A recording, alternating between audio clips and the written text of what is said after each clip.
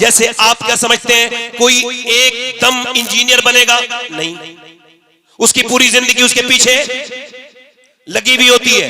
कोई अगर ये समझे कि एकदम कोई मास्टर बन सकता है, नहीं बन सकता। एकदम इंजीनियर बन सकता है, नहीं बन सकता।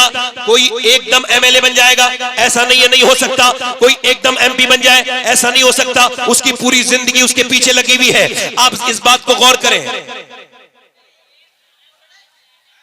बैठे बैठे आप लोग बेटे देखो, थोड़ी देर के लिए इंसान के बच्चे बनो, थोड़ी देर के लिए। इधर देखो, थोड़ी देर के लिए इंसान के बच्चे बनो, थोड़ी देर के लिए। थोड़ा समझ, सब सब्र करो, सब्र थोड़ा भाई। बैठ जाओ, थोड़ा सा सुन लो। इधर देखो, सुन लो। मैं बहुत जल्दी अपने घर वालों को भी नहीं मिलता हूं, सुन लो, मुझे सुना रहा हूं, सुन लो। आपकी खिदमत करने आया हूं, खादिम हूं आपका, तो थोड़ी झाड़ू लगाने दो अपने दिलों पर मुझे। एक दो मतलब ये, इसको और मैं हल्का समझा दूं आपको। एक दो गुटके खाने से अगर कैंसर होता तो कौन खाता? एक लंबी मेहनत करनी पड़ती है, 20-25 साल, फिर कहीं जाकर के इंसान के मुंह में कीड़े पड़ते हैं, उसको कैंसर होता है। डॉक्टर कहता है कि अब आपका खेल खत्म हो गया, अब आपका गुटखा जो है ना आपकी जान ले लेगा। वो कहता है मैं गुटखा छोड़ दूंगा। वो कहता है अब तो दुनिया छोड़ने का वक्त है, अब आप गुटखा क्या छोड़ेंगे? एक दो सिगरेट पीने से बंदे को जो है ना एकदम अटैक नहीं पड़ता, 20-25 साल चैन स्मोकर बनना पड़ता है। फिर कहीं जाकर के इंसान को जो है ना वो इंसान को जो है वो ये उसके दिल का दौरा पड़ता है, उसको अटैक आता है। ऐसे ही कोई भी चीज एकदम नहीं होती, एकदम किसी का पेट बाहर नहीं आता। लंबी चिकनी चीजें खानी पड़ती है, लगातार बहुत दिन में खाना पड़ता है। बहुत दिनों में जाकर के इंसान की हैयत बदलती है, उसका पेट बाहर को आता है। ना सेहत एकदम खराब होती है, ना तबीयत एकदम खराब होती है। कोई एकदम ये कहे कि कोई एकदम बरेली में ताजुश्शरिया बन गया, नहीं नहीं, एकदम कोई अख्तर रजा ताजुश्शरिया नहीं बना। पहले उसने 15 साल हुजूर मुफ्ती आजम हिंद की खिदमत में रहा है। उसने मुफ्ती आजम की दरवाजे पर जारोबकशी की है, उसने मुफ्ती आजम की नजर का फैज पाया है। पहले उसने मुफ्ती आजम की नजर से वो मुस्तफीद हुआ है, फिर कहीं जाकर के दुनिया ने उसको ताजुश्शरिया कहा है। खुद ताजुश्शरिया कहते हैं मुफ्ती आजम का जर्रा क्या बना अख्तर रजा, महफिले अंजुम में अख्तर दूसरा मिलता नहीं। यानी जब मुफ्ती आजम की नजर पड़ती है तो अख्तर रजा बनता है, और जब आला हज़रत की नजर पड़ती है तो बंदा मुफ्ती आजम बनता है। और सुनिए, जब नजर पड़ती है बाबा फरीदुद्दीन गंजे शकर की और एक लंबी तरबियत होती है, एक लंबा मुजाहिदा, तब कोई जाकर के अलाउद्दीन अलियम साबिर कलियरी बनता है। और एकदम एकदम कोई निजामुद्दीन महबूब इलाही नहीं बनता। पहले बाबा फरीद उसको संवारते हैं, उसको संवारते हैं, उसको बनाते हैं, उसको सिखाते हैं, तब कोई जाके निजामुद्दीन महबूब इलाही बनता है। एक नजर पड़ती है जब मोइनुद्दीन की, तब कोई कुतुबुद्दीन बनता है। और जब एक नजर पड़ती है उस्मान हारूनी की, तब कोई मोइनुद्दीन बनता है। और जब कोई नजर डालता है अबू सालेह तो शेख अब्दुल कादिर बनता है। और सुनो, जब अली नजर डालता है और नबी अपनी गोद में उठाता है और फातिमा दूध पिलाती है, तब कहीं जाके हुसैन बनता है।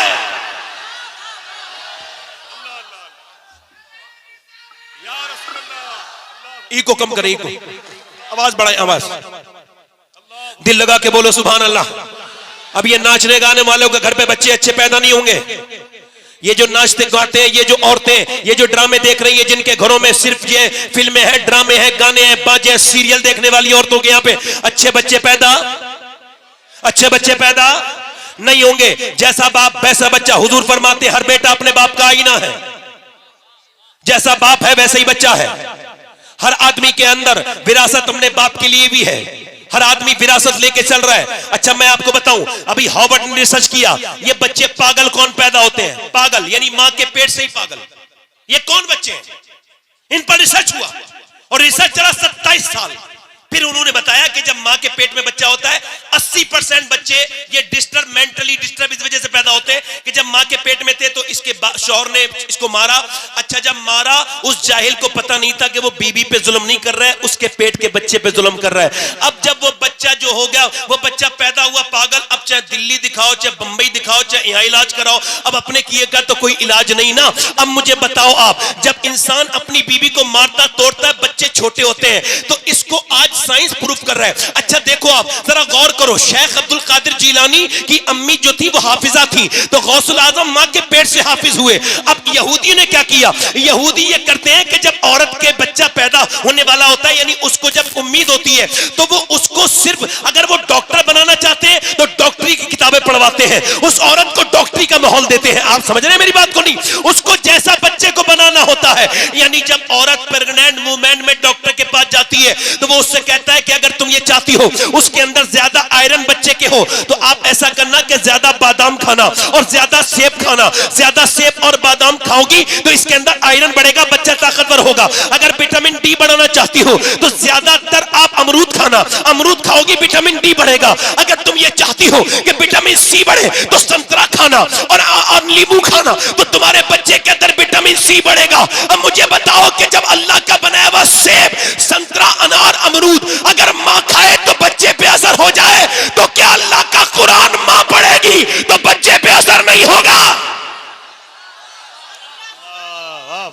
अब कॉन्वेंट में आपके बच्चे पढ़ रहे हैं, उसको उनको कॉन्वेंट में अब तो और कुछ किया जा रहा है। हमारी कौम के पास स्कूल कम है, बल्कि है ही नहीं, कुछ मुखय्यस हजरात हैं। जैसे यहाँ पे एक स्कूल अल्हम्दुलिल्लाह है, मगर अक्सर स्कूलों में क्या हो रहा है, उनको माज़अल्लाह उनको हाथ जोड़ना सिखाया जा रहा है। वहां पर माज़अल्लाह बुतों के सामने बच्चियों को नाचना सिखाया जा रहा है। एक हमारे दोस्त कहते हैं मेरे बच्चे को निकाल दिया स्कूल से। मैंने पूछा क्यों निकाला? कहा आपके बच्चे से हमने कहा इस बुत के सामने जरा अपने हाथ जोड़ो, तो उसने बुत के ऊपर थूक दिया तो हमने उसको निकाल दिया। वो कहते मेरी आंखों में आंसू आ गए। मैंने कहा या अल्लाह तेरा शुक्र है जो सबसे बड़ी तालीम है मेरा बच्चा वो तालीम हासिल कर चुका।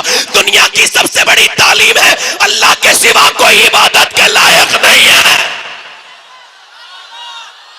बोलो जरा, बोलो भाई, बोलो जरा जोर से बोलो, पीछे वाले बोलो जरा सुभान अल्लाह, दिल लगा के बोलो, मुस्कुरा के बोलो। अब आप आज से ये थोड़ा ईगो कम करेंगे भाई?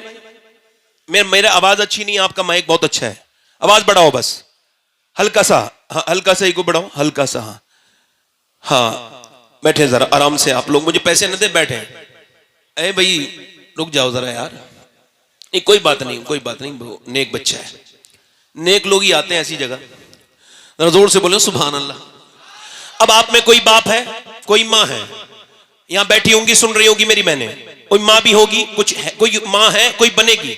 इसका मतलब ये कि हजरत सैयदा राबिया बसरी के पास जब कोई आता था ना, आसिफ भाई समाज करें, जब आता था ना औरत, वो हामिला होती थी तो वो उससे कहती थी तुझे खुदा का वास्ता देती हूं आज के बाद झूठ मत बोलना, तुझको खुदा का वास्ता देती हूं आज के बाद झूठ मत बोलना, गीबत मत करना। कहा क्यों? कहा अगर तूने झूठ बोला तो तेरे झूठ का बच्चे पे असर हो जाएगा, पेट के बच्चे पे असर हो जाएगा, और हुजूर के एक उम्मती को गीबत करना तू सिखा देगी। यानी औरतें क्या समझती हैं, उनको यही छोड़ दिया जाएगा। एक बुजुर्ग कहते हैं मैं बैठा था और मेरी माँ ने मुझसे कहा नमाज पढ़ने जाओ। मैं 10 साल का हो चुका था, मुझको खबर नहीं थी आज मेरा बर्थडे है। आज ये बर्थडे नहीं मनाए जाते बर्थडे, तो वो कहते वो बर्थडे है मेरा, मुझे नहीं पता मेरा आज बर्थडे है। तो फिर कहते हैं मेरी माँ ने मुझसे कहा नमाज पढ़ने जा, फिर मैं नहीं गया, फिर मेरी माँ ने नमाज पढ़ने, फिर मैं नहीं गया, फिर मेरी माँ, मैं इग्नोर कर रहा था, अम्मी रोटी बना रही थी, उनको गुस्सा आ गया, उठी रोटियां गिराई, जोर से चिमटा मेरे सर पे मारा। कहते मारा चिमटा, मेरे सर से खून निकलने लगा। मैं कांप के बोला अम्मा अब ना मानना, मेरी माँ मैं जा रहा हूं नमाज को। मैं नमाज को गया, जब मेरी माँ मरने वाली थी मैं रोने लगा। मैंने कहा अम्मा तेरे तुझसे बड़ी मोहब्बत है, मगर दिल में एक बहुत बड़ा दर्द भी है तेरी तरफ से। दुनिया की माएं मोहब्बत करती है, तूने मेरे बचपन में सर फाड़ा था, क्यों आखिर क्यों मेरी अम्मी? तो मेरी माँ रो के बोली मेरे बेटे मेरी उस नफरत में भी प्यार जो है छुपा हुआ था। का क्या मतलब? का मेरे लाल मुझ पे रोटी बनाना फर्ज नहीं था, तुझे जहन्नम से बचाना और नमाजी बनाना फर्ज था। आप बर्दाश्त करोगे कि आपके बच्चे ये जो स्कूलों में कामयाब हो रहे हैं, और पढ़ाइए स्कूल में, कोई मना नहीं कर रहा हूं, मगर कम से कम नमाजी तो बनाइए। अच्छा, आप में कितने लड़के ऐसे होंगे जो वर्जिश करते होंगे, ये जो आर्टिफिशियल बॉडी बनती है जिम में जाकर के, इसका कोई फायदा वायदा नहीं होता। ये इतने बाज लोग तो इतने वो खा लेते हैं इसमें प्रोटीन की चीजें कि मर तक जाते हैं, वो जल्दीबाजी में जल्दी बॉडी बनाना चाहते हैं। ये अजीब से लोग नहीं लगते आपको? अच्छी खासा अल्लाह ने बनाया तो ये ऐसे करके टाइट होकर चलते हैं अजीब किस्म से। अच्छा, जब ये छोड़ देते हैं तो फिर इनकी जिस्म भी वहीं आ जाता है। सुन्नत ये है जिस्म के मामले में, हुजूर की सुन्नत ये है कि सरकार का पेट कभी बाहर नहीं आया, हुजूर का पेट बिल्कुल सीने के बराबर था, ये सुन्नत है। अच्छा, ये जब अपनी वर्जिश छोड़ देते हैं तो फिर ये वैसे हो भी जाते हैं। मौला अली से किसी ने पूछा, आपसे बड़ा पहलवान तो दुनिया में कोई नहीं, आप कैसी वर्जिश करते हैं? जरा जोर से तो बोलो सुभान अल्लाह। आप कैसी वर्जिश करते हैं? फरमाया, मैं कोई वर्जिश नहीं करता। अच्छा, औरतें भी अब आजकल सुबह को जाती है टहलने के लिए, मैं इससे कोई इख्तलाफ नहीं कर रहा हूं, मगर एक सवाल कर रहा हूं। ये सब दानिश्वर लोग बैठे हैं और एक सवाल पूछ रहा हूं। एक औरत सुबह उठी है, उसने बच्चों को तैयार किया है, नाश्ता बनाया है, फिर बच्चों को रुखसत किया है और नाश्ते के बर्तन धोए हैं, फिर दोपहर में भी खाना बनाया, फिर दोपहर के बर्तन धोए हैं, फिर कपड़े धोए हैं, फिर शाम में उसने खाना बनाया, फिर नमाज भी पढ़ी है और फिर वो रोटी वो खाना वाना बना के फिर बर्तन उर्तन धो के फिर वो सोई है। तो आप मुझे बताइए, अब सुबह को कोई उससे कहेगा मॉर्निंग वॉक पे जाओ, जाएगी? अब जो सिर्फ खा रही है वो जाएगी नहीं जाएगी? उसको तो जाना है। अच्छा, फिर जाती है, हमें इससे कोई एतराज नहीं, जाती है जाए, मगर ये जो मेकअप करके जाती हैं, इन बेशर्मों से सवाल है कि सुबह सुबह ये मेकअप का क्या मतलब है? मगर ये वर्जिशें अपनी जगह, मगर मर्दों के लिए भी वर्जिश बता रहा हूं और औरतों के लिए भी वर्जिश बता रहा हूं। मौला अली से पूछा, कितने बड़े पहलवान है आपको पता है? बद्र के मैदान में। कहां पर? बद्र के मैदान में 313 मुसलमान और उधर थे 1000। जब उन्हें बांध के उनको मारा तो उनमें से 70 मारे गए। कितने मारे गए बोलो? पूरा मजमा बोलो, कितने? 70। और 70 में से 312 लोगों ने मिलकर मारे 35 और अकेले अली ने मारे 35। अल्लाह अल्लाह, बोलो भैया बोलो, वाह वाह वाह, बोलो। बल्ला कह रहा हूं, जलसे में बज़ौक आदमी का काम नहीं है। बज़ौक बंदा ये जो कभी नहीं मुस्कुराता है, जहां जाए माहौल खराब। अगर ये कभी नहीं मुस्कुराने वाला, घर में घुसे बच्चे डर जाते हैं इसे देख के। मैं सही बता रहा हूं, मुस्कुराना सीखे, मुस्कुराने से माहौल अच्छा होता है। जोर से बोले सुभान अल्लाह, दिल लगा के बोले। अब मेरी तरफ देखे, गौर करें। अब मौला अली से पूछा, क्या कौन सी वर्जिश करते हैं? पर मैं कोई वर्जिश नहीं करता। रिवायतों में लिखा है कि मौला अली एक रात में 1000 रकात नमाज नवाफिल पढ़ते थे। बोलो कितने? कितने? 1000। और सैयदा फातिमा एक सजदे के बाद कहती थी, मालिक कोई ऐसी रात तो बना दे कि फातिमा दिल खोल के इबादत कर सके। तवज्जो है कि नहीं? मौला अली कहते हैं, मेरी शादी हो गई। जोर से बोलो सुभान अल्लाह, जोर से बोलो। जितने लोग अपनी मर्जी से खड़े हैं, जिन पर जोर जबरदस्ती नहीं है, सवाब की नियत से खड़े हैं, वो जरा इमाम हुसैन की वालदा के नाम पे बोले सुभान अल्लाह। और जितने लोग मजबूरी में आए हैं, उस मजबूरी को खत्म करने के लिए, ईमान की पुख्तगी के लिए बोले या रसूल अल्लाह। आप महफिल में आए हैं तो महफिल के हो जाइए, छोड़ जाइए आप कौन हैं। यहां कोई मर्तबे नहीं है, हम सब बराबर। यहां कोई बड़ा नहीं है, कोई छोटा नहीं, हम सब बराबर है। और मैं आप सबका खादिम हूं, नौकर हूं, नौकरी कर रहा हूं। सुमाए जोर से बोले सुभान अल्लाह। मौला अली की शादी हो गई। हमारे यहां तो शादी होने में नहीं आती, लंबे खर्चे हो रहे हैं, सब कुछ हो रहा है, शादी होने में नहीं आती। मगर मौला अली कहते, मुझसे अबू बकर सिद्दीक ने, बोलो सुभान अल्लाह, उमर फारूक ने, मैं जंगल में बकरी चरा रहा था, कहते मुझसे कहा, अली आप ऐसा करें, सैयदा को रिश्ता दें, हुजूर की बेटी को। मैंने कहा, मेरा तो घर भी नहीं मेरे पास, तो मैं रिश्ता कैसे दूं? तो कहा, मेरा, हजरत अबू बकर बोले, मेरा दिल करता है अली तेरी शादी फातिमा के साथ होगी। कहते मौला अली, मैं गया हुजूर की बारगाह में, ऐसे बैठ गया। अब आप भी जाए करें रिश्ता लेने तो ऐसे बैठा कर, ऐसे बैठ गया। मैंने अर्ज की, हुजूर ने इरशाद फरमाया, क्या हुआ अली, कैसे आए? कहा, हुजूर आपको देखने का दिल करता था तो आ गया हूं। फरमाया, अच्छा तो अच्छा ये बात तो ठीक है, मगर जो तेरे दिल में है ना अली, वो भी बता दे, क्या बात लेके आया है? तो कहते हैं मौला अली, मैं रोने लगा। मैंने कहा, हुजूर आपने मुझे मेरे बाप से लेके पाला था, अली आपका गुलाम है, आपका नौकर है, आपने बाप की जगह पाला, आपने तालीम दी, एक मेहरबानी और कर दीजिए, अपनी बेटी का रिश्ता मुझे दे दीजिए। कहते हुजूर खामोश हो गए। मैं डरने लगा कहीं हुजूर मना ना कर दे, मगर सरकार फिर मुस्कुराए और कहा, अली तुझे मुबारक हो, मैं जिब्राइल का इंतजार कर रहा था, अल्लाह ने अभी जिब्राइल को भेजा है और फरमाया है कि फातिमा की शादी अली के साथ कर दी जाए, यही अल्लाह की यही अल्लाह की, जोर से बोलो, यही अल्लाह की, यही अल्लाह की। मौला अली कहते हैं मेरी शादी हो गई, मैं एक दिन अपनी बीबी के पास गया, मेरी बीबी थोड़ी परेशान थी। आपकी बीबियां परेशान हुआ करे तो उनसे लड़ाई न लड़ा करो, कैसे मुंह बनाए बैठी है, क्या हो गया, नहीं। आपके लिए सुन्नत यह है कि हुजूर की सुन्नत यह है कि जब अम्मी आयशा रूठ जाती थी तो हुजूर मना लेते थे, है ना। वैसे भी थानेदार के पास जलील होने से बेहतर है कि बीबी के सामने ही 2-3 बातें ऐसी कर लो जिसमें कमरे में जलालत महसूस हो। कोई तवज्जो है मेरी बात की नहीं। बेहतरीन मियां बीबी वो है, ये मजाक नहीं कर रहा हूं मैं आपसे, बेहतरीन मियां बीबी वो है जो बात कर लेते हैं आपस में। क्या कर लेते हैं बोलो, क्या कर लेते हैं बोलो, बात कर लेते हैं। मौला अली कहते हैं मैंने पूछा क्या हुआ है फातिमा, कहने लगी मेरे बच्चे बड़े बीमार हैं, ठीक नहीं हो रहे, मां को फिक्र है। बाप ने क्या कहा, चलो फातिमा हम दुआ करते हैं। फातिमा बोली अगर आप कहें तो मैं रोजे की मन्नत मांग लूं का, बिल्कुल। आज के बाद जितनी औरतें हैं यहां भागती है, वहां भागती है, कभी उसके पास कभी उसके पास, मैं उनसे कहता हूं कहीं जाने की जरूरत नहीं, बस एक ही तरीका है और वो भी तरीका अपने घर से नहीं, सैयदा फातिमा के घर से बता रहा हूं। जब कोई परेशानी आए तो कहीं जाने की जरूरत नहीं, 3 रोजे की मन्नत मांग लो। पूरा मजमा बोलो, जरा अकीदे मजबूत करो, जोर से बोलो। अल्लाह तुम्हें सलामत रखे, किसी के मोहताज ना हो, अल्लाह करे तुम कभी दोनों हाथ उठा के बोलो सुभान अल्लाह। अल्लाह तुम्हें किसी का मोहताज ना करे। अपनी बीवियों को, अपनी बहनों को यह समझाना कि हम ये सुन के आए हैं कि जब हसन हुसैन बीमार हुए थे तो मौला अली ने हाथ उठाए थे और कहा था ऐ अल्लाह मेरे बच्चों को शिफा दे दे, ऐ अल्लाह मेरे बच्चों को शिफा दे दे। मुझे बताओ कि दुआ करने वाला अली हो और आमीन कहने वाली फातिमा हो। आमीन कहने वाली, जोर से बोलो, आमीन कहने वाली सैयदा हो। और दुआ किसके लिए हो रही है, जन्नती जवानों के सरदार के लिए हो रही है। अल्लाह करे आप पहुंच गए, मुझे जहां पहुंचाना था आप वहां पहुंच गए। थोड़ा सा मुझे तेज बोलना पड़ा मगर आप पहुंच गए। जिल लगा के बोले सुभान अल्लाह, मुस्कुरा के बोले।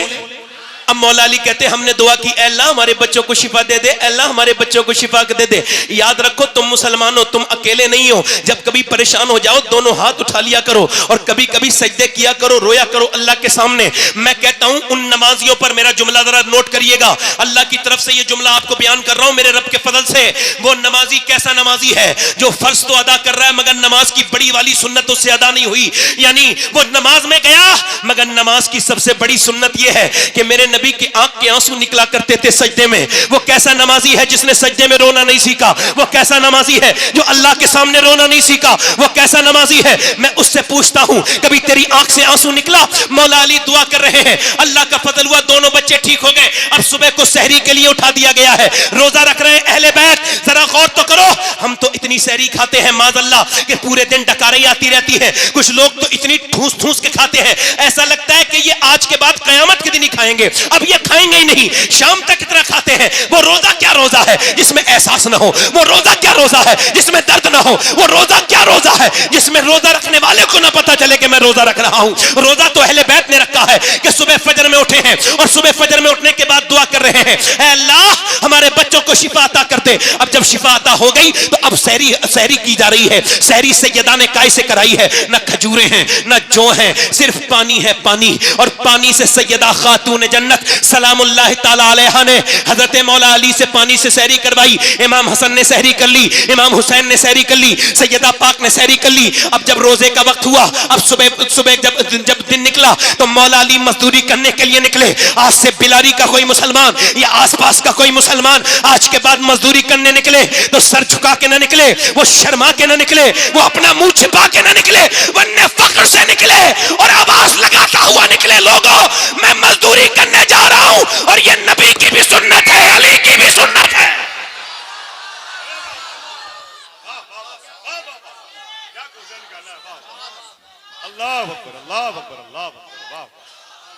ये अली की भी सुन्नत है। बोलो जल्दी बोलो, मैं जो करबला ले जाना है आपको, करबला ले जाना है। करबला के बाद फिर इंशाल्लाह आप इन्हें सुनेंगे। जोर से बोलो सुभान अल्लाह।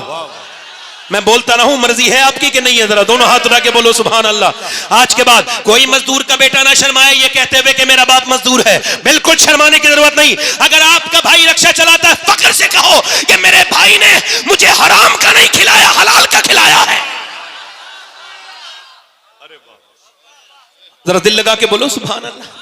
सैयदा पाक ने सही मौला अली मजदूरी करने के लिए निकले, पूरे दिन मजदूरी करके शाम को आए हैं और आकर के सैयदा पाक को दे दिया है खाना, वो दे दिया जो। अब जो नबी की बेटी ने, मेरी बहनें सुन ले, मेरी बेटियां सुन ले, नबी की बेटी ने चक्की चलाना शुरू कर दी। चक्की चलाते चलाते चलाते चलाते, तवज्जो करना, मेरी तरफ तवज्जो करना, अशरफ अली थानवी ने लिखा है, ये देवबंदियों के मौलाना है, उन्होंने कहा है, वो कहते, उसने भी लिखा है मतलब इस बात को, हालांकि हमारे उलमा ने भी लिखा है कि मौला अली एक पांव रखते थे काय पे घोड़े के रकाब पर, और घोड़े पे बैठने से पहले मौला अली का एक कुरान पूरा हो जाता था। समझ में आई? जो समझ में आए वो करामत नहीं होती, जो समझ में ना आए वही होती है। तवज्जो है कि नहीं? तवज्जो है मेरी बात तरफ? नहीं दिल लग रहा है? जरा किन लोगों का दिल लग रहा है यार? फेसबुक पे दिल लगता है, हुजूर की बातों में दिल नहीं लग रहा। इंस्टाग्राम 3-3 घंटे चल जाता है और उंगली ऐसे चलती रहती है। बिल्कुल ये क्या है? ये बेवकूफी है, ये डोपामाइन अटैक कर रहा है आपके ऊपर। ये आपके अंदर जो ये क्या समझ रहे हैं, बीमारी है ये भी, इसका इलाज होगा कुछ दिनों के बाद। आप देख लेना 10 साल के बाद मोबाइल के मरीजों का इलाज डॉक्टर किया करेंगे। लिख लो इस बात को, ये बीमारी है। तवज्जो है मेरी तरफ? नहीं आपकी? अब मेरी तरफ तवज्जो करो, जरा गौर करो, मेरी तरफ तवज्जो करो। मैं क्या कर रहा था? मौला अली फरमाते हैं, मौला अली अपने घर में सैयदा पाक ने फिर चक्की चलाई। इतनी अच्छी बात से सुभान अल्लाह नहीं बोलेंगे? चक्की चलाई, और चक्की चलाने के बाद मैं गुजारिश करता हूं कि बैठे आप लोग, मुझे पैसे न दें, मैं थोड़ा डिस्टर्ब होता हूं पैसे लेने में। बैठ जाए, पैसे न दें आप, बस सुन ले, यही आपका इनाम है। वल्लाह अगर आप मुझे ठीक से सुन लेंगे ना तो यही इनाम है आपका, पैसा कोई न दे। हाँ गुजारिश कर रहा हूं, बैठे रहे आराम से। जब शब्बीर भाई का नंबर आएगा दीजिएगा, है ना? मैं ऐसा नहीं कि मुझे तलब नहीं है, मगर नहीं यह है कि ये इस वक्त जो बात हो रही है बहुत जरूरी है। क्योंकि एक हदीस शरीफ आला हज़रत ने उस हदीस को कोट किया है, फरमाते हैं कि जो नजराने को मना करेगा, हुजूर की हदीस है, जो नजराने को मना करेगा एक दिन भीख भी मांगेगा तो भीख भी नहीं मिलेगी। तो मैं मना नहीं कर रहा हूं, आप किसी दूसरी सूरत से कर सकते हैं, मगर फिलहाल मेरी तकरीर पर असर हो रहा है। बैठे आराम से, मैं अपनी बातों से अलग हट रहा हूं। मैं कहीं और हूं, आप यहीं हैं, मैं भी मदीने में हूं। मैं मदीने में उस चक्की के आसपास हूं जिस चक्की ने पूरी दुनिया को पाला है। ये चक्की सैयदा की चल रही है, जमाना जितना लंगर खा रहा है। सैयदा ने चक्की चलाई, चक्की चलाने के बाद इंतजार हो रहा है। हसन हुसैन दोनों रोजे से हैं, सैयदा पाक रोजे से हैं, मौला अली रोजे से हैं। अजान की आवाज आ जाए कि अजान दे दें, अजान बिलाल अजान पढ़ दें। कि कैसा दौर है ये? ऐसा दौर है, एक मस्जिद है मगर सारी चीजें लाजवाब हैं। यहाँ के नमाजी लाजवाब नमाजी, अबू बकर, उमर, उस्मान, अली, हुजैफा, तलहा, अब्दुल रहमान, जोर से बोलो बिलाल। और मुअज्जिन बिलाल, और इमाम नबियों का इमाम। ना इमाम की तरह दूसरा इमाम कोई आया, ना मुक्तदियों की तरह मुक्तदी आए, और ना मुअज्जिन की तरह फिर ऐसा मुअज्जिन पैदा हुआ। ये कायनात का सबसे बड़ा मुसल्ला है। तवज्जो है कि नहीं? मौला अली ने इंतजार कर रहे हैं अजान की आवाज आ जाए। अब जरा ध्यान से सुनिएगा, ये खाना तैयार है, अजान की आवाज आ जाए, मगर अजान की आवाज आने से पहले एक मिस्कीन की आवाज आती है। आवाज में थोड़ा दर्द था। आवाज ये था कि नबी की बेटी, मैं मिस्कीन हूं, मेरे घर बच्चे, मैंने खाना नहीं खाया, मेरे बच्चों ने, वो भूखे हैं मेरे बच्चे, और मैं बड़ी उम्मीद से आया हूं, क्या आप मुझको कुछ दे सकती हैं? एक दिन की भूखी प्यासी नबी की बेटी ने सबसे पहले अपना हाथ बढ़ाया और सैयदा ने कहा, लो हसन मेरे बदले का, मेरे हिस्से का खाना दे के आओ।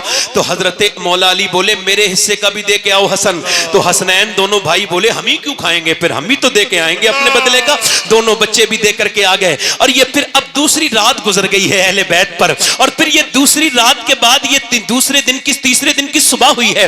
दूसरे दिन की सुबह में इन्होंने पानी से सहरी कर ली है। फिर मौला अली जो है वो मजदूरी करने के लिए गए हैं। एक तो अरब का हाई टेम्परेचर, उसमें मौला अली 2 दिन के रोजे से, उसके बाद अल्लाह अकबर दोपहर तक जो है वो इफ्तार करके, दोपहर तक मेहनत करके मजदूरी करके शाम को लेके आए हैं। फिर नबी की 2 दिन की भूखी प्यासी बेटी ने फिर चक्की चलाई है, और चक्की चलाते चलाते नबी पाक सल्लल्लाहु ताला अलैहि वसल्लम की बेटी ने चक्की चलाने के बाद फिर रोटी बनाई है, और रोटी बनाने के बाद फिर इंतजार हो रहा है कि अजान की आवाज आ जाए। आज ये दूसरा रोजा है, अजान की आवाज आ जाए, मगर अजान की आवाज आने से पहले एक आवाज आती है, और बड़ी पुरदर्द आवाज है। आवाज ये है, मैं एक यतीम हूं और मेरा बाप मर चुका है, 3 दिन हो गए मेरे घर में कुछ बना नहीं, क्या अहले बैत मुझको कुछ दे सकते हैं? क्या सैयदा के घर से कुछ मिल सकता है? अल्लाह अकबर, क्या खातून जन्नत मुझे कुछ दे सकती हैं? नबी पाक की बेटी ने कहा लो उस यतीम को दे के आओ।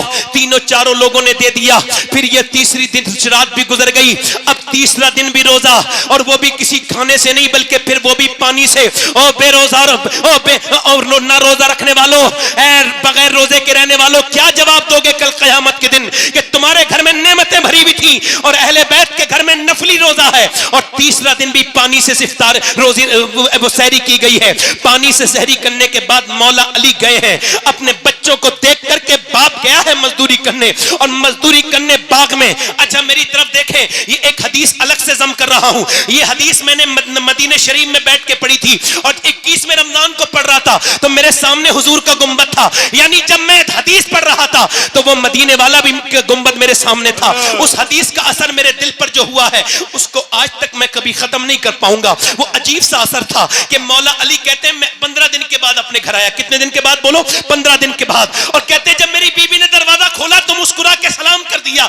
ये से वाले मियां तावीज दे देंगे तो मेरे घर अच्छा हो जाएगा। इन औरतों को कोई समझाए, ये से वाले मियां तावीज दे देंगे तो मेरा शौहर मुट्ठी में आ जाएगा, और काम मुट्ठी से बाहर फेंकने के कर रही है। आदमी जब आता है तो मुंह बना के बैठ जाती है। ये दुनिया की मनहूस औरतों की पहचान है कि दूसरों के सामने मुस्कुराएंगी, अपने मर्दों के सामने नहीं मुस्कुराएंगी। ये जलील किस्म की औरत की पहचान है कि दूसरे औरत को तो मुंह बना के दिखाएंगी, अपने चेहरे पे चाहे वो अपने चेहरे पे मेकअप करके दिखाएंगी। इनसे पूछो मेकअप करने वाला तो घर बैठा है, उसके लिए तो मेकअप नहीं किया। ये जो शादी में मेकअप करके जा रही हो, आपको शर्म नहीं आई कि आपकी नीयत दूसरों को दिखाने की है, दुनिया के गंदे लड़कों को दिखाने की है? अरे शर्म नहीं आई? तेरे हर कदम पे तुझ पे लानत है। आला हज़रत फरमाते हैं जब औरत बेपर्दा होकर घर से निकले, हर कदम पर उस पर लानत अल्लाह के फरिश्ते भेजते हैं। मगर जब वही औरत अपने शौहर को दिखाने के लिए मेकअप करे और अगर उसका आदमी उसको देख के खुश हो जाए तो अल्लाह एक सदके का सवाब अता फरमाता है, एक सदके का सवाब अता फरमाता है।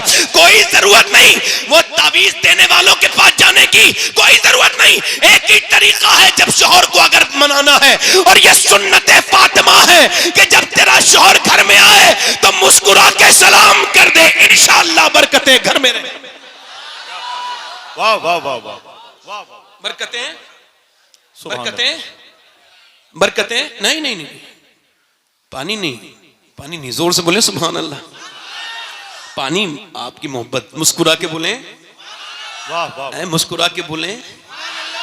मौला अली कहते हैं मेरी बीवी ने मुस्कुरा के मुझे सलाम कर दिया। क्या बेहतरीन तरीका है। देखे तो वसीम बरेलवी ने कहा था थके हारे परिंदे जब बसेरे को लौटे, तो सलीकेमंद शाखों का लचक जाना जरूरी है। जब शौहर आए तो औरत को अच्छा माहौल देना चाहिए, घर बना रहेगा। किसी की पंचायत की जरूरत नहीं, वरना सारी दुनिया से पंचायत कराओ, कोई फायदा नहीं है। मगर सुनिए, सैयदा फातिमा ने मुस्कुरा के, हजरत अली बोले मुझे भूख लगी है, पानी पेश किया। ये तरीका है, कुछ ना हो तो पानी दे दो। तो उन्होंने पानी पे, कब भूख लगी है? कहते मौला ने 3 बार आवाज दी ना, आवाज नहीं आई। चौथी बार मैंने कहा सैयदा, अंदर से रोने की आवाज आई। मैं अंदर गया ना तो दोनों आलम के मालिक को मुख्तार की बेटी बैठी भी रो रही है, जिसकी आंखें हुजूर की तरह, जिसके होंठ हुजूर की तरह, जो मुस्कुराए तो नबी की तरह लगे, जो उठे तो नबी की तरह लगे। अम्मी आयशा फरमाती फातिमा चलती थी तो ऐसा लगता था अल्लाह का रसूल चल रहा है, फातिमा बोलती थी तो ऐसा लगता था अल्लाह का रसूल बोल रहा है। मैंने कहा फातिमा आपको किस चीज ने रुलाया है? अब जरा अजीम बाप की अजीम बेटी की बात सुनिए। फरमाया मेरे सरताज मेरे अब्बा ने, मैं इस वजह से रो रही हूं कि आपको खाना नहीं दे पाई, इसका अफसोस है कि आप सफर से आए। कहा क्यों? कि जब आप घर से गए थे कई दिन का फाका था, घर में आए हैं तो आज कई दिन का फाका है।